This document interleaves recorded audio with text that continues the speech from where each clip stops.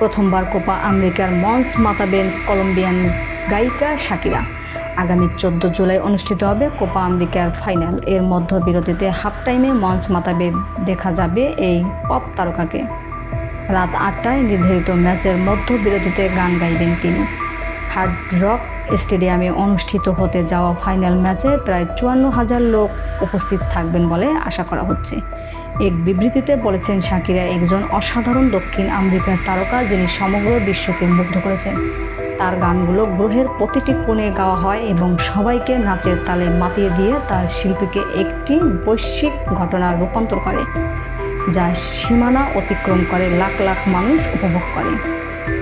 সংবাদ শেষ করার আগে প্রধান শিরোনামগুলি আরেকবার। 3 সফর শেষে দেশে ফিরছেন প্রধানমন্ত্রী। গোপালগঞ্জে অবৈধভাবে বালু উত্তোলনের 4 জনকে কারাদণ্ড। 6 ঘন্টা পর ঢাকাসহ সারা দেশে রেল যোগাযোগ স্বাভাবিক। প্রথমবার কোপা আমেরিকার ফাইনালে মঞ্চ মাতাবেন শাকিরা।